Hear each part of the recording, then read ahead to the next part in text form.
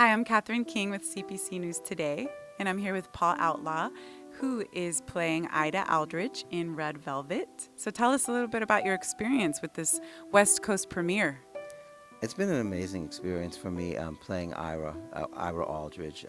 He's someone from history, from American history, from black history, and from theater history that I was completely unaware of when I was offered the role.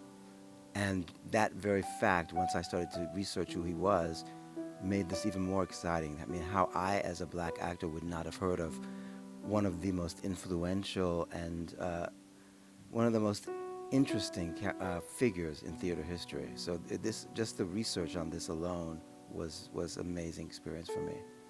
I was super excited to come and experience this as well because it's historically based. And I was wondering, what is your take on the recent buzz with the Oscars and how African Americans were not necessarily represented, and maybe how this relates to this story? Well, my take might be different than a lot of people. I think a lot of people focused this year on the fact that there were no black actors nominated in any of the acting categories. And I always say that you have to look further than that. I'm an actor myself, but I don't think that that's important. I mean, the Oscars are over 20 categories, and the acting one's only 4.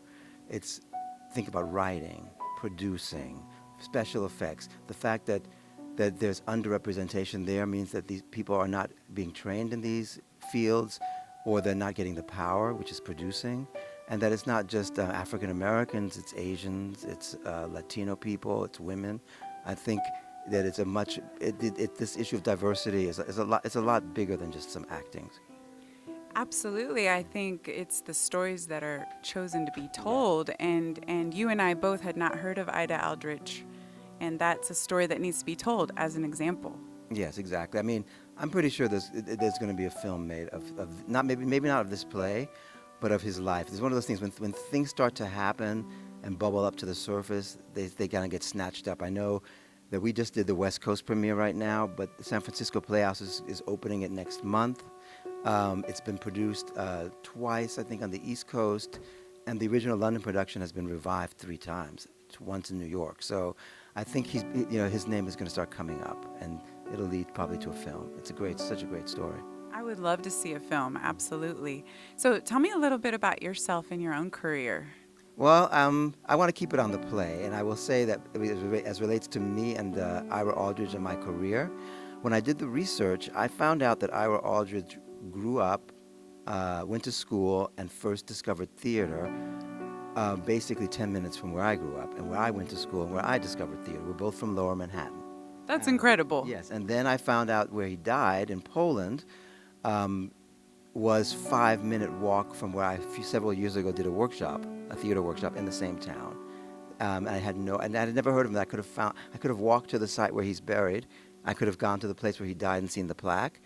And then I found out that he spent a lot of time, of course, touring Europe and played a lot of reputable theaters in Germany that still exist. And I lived in Berlin for 10 years. So I know the theaters he performed in where he was honored by the Emperor of Prussia. I've been to that theater. I go there a lot, and I've performed myself 5 minutes from there.